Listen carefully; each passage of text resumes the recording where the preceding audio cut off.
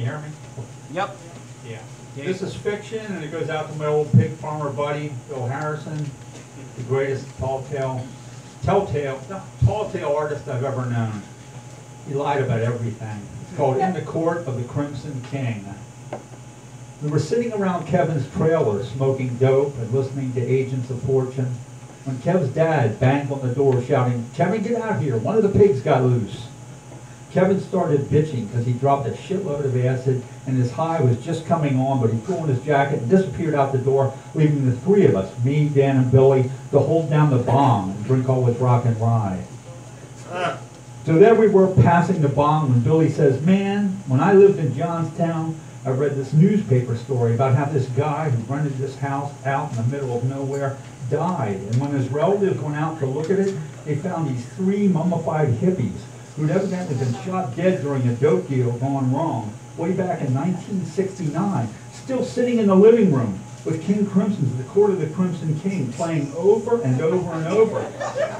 And when they took the record to the police lab, it turned out it was coated with LSD. And what you do was lick it while it was spinning on the turntable. And what the police figured out was the guys who did the robbing couldn't find the acid because it was right out in plain sight. I call bullshit on that, said Dan. I call extreme bullshit on that, I said.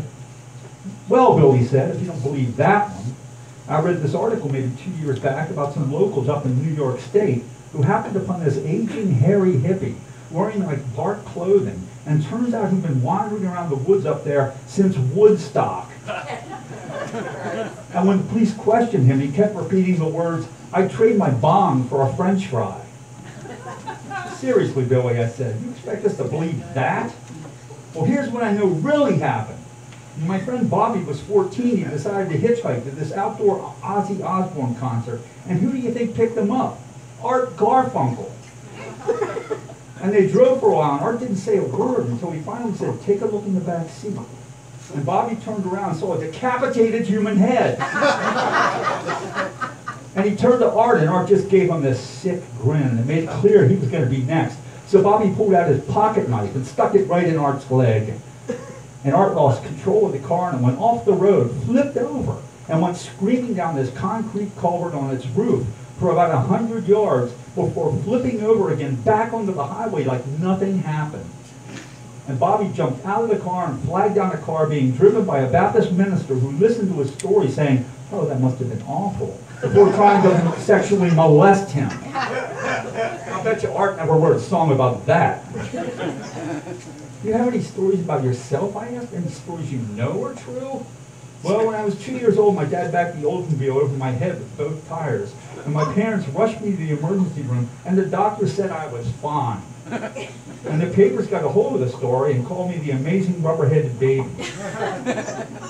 But the strange thing was that after that, I could speak perfect German. Just then Kevin came banging in through the screen door screaming, "Art Garfunkel just pulled up outside, and he's got a machete!"